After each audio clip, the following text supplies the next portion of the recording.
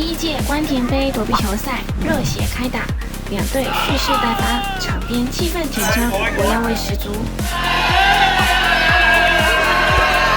备受期待的 A 队，闪闪惹人爱，掌中我们的战力，气势如虹，早已拟定完整战略。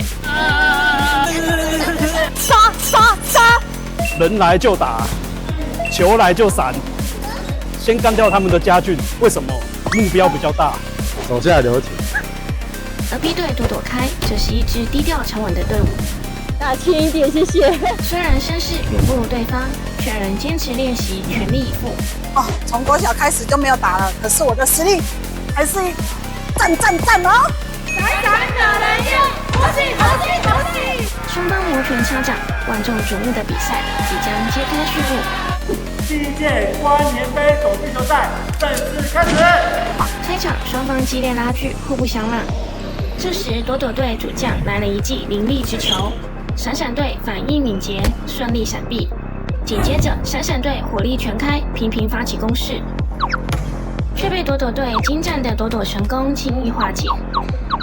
随着比赛推进，闪闪队队员陆续出局，躲躲队意外地率先拿下第一场胜利。进入第二场，气氛更加紧张，闪闪队试图扳回一城，但不敌躲躲队的外场攻击手。躲躲队则坚守每一颗球。这时躲躲队的秘密武器外场隐藏杀手登场，一出手便气势惊人。瞬间闪闪队仅剩一人孤军奋战，形势岌岌可危。尽管隐藏杀手不小心击中对方脸部未计分，但随后仍顺利击杀对手，拿下第二场胜利，提前结束比赛。躲躲开连获2场，冠军是躲躲开。比赛结束，双方选手握手致意，场面温馨又感人。谢谢都没有打我。而原本被看好的闪闪队意外败北，队员们难掩失落。太没面子了。我在外面看到都快哭出来了，我说不出话来。对于躲躲队的主将家俊，大家也纷纷有话要说。原来家俊也有腰身啊，他还会闪球。加油，好吗？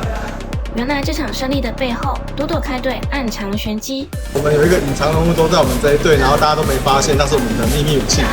但比赛中也出现了伤兵，我们队赢了，很开心啊。然后不小心跌倒了，没关系啊。场下大家依旧感情深厚，闪闪惹人爱。搞帮搞！学长姐们也献上诚挚又可爱的建议。看到大家被打屁股，然后被打腰，就觉得有点好笑。一定要吃2个便当。好玩又热血的关田杯躲避球赛，下一届等你来挑战。好玩，好玩。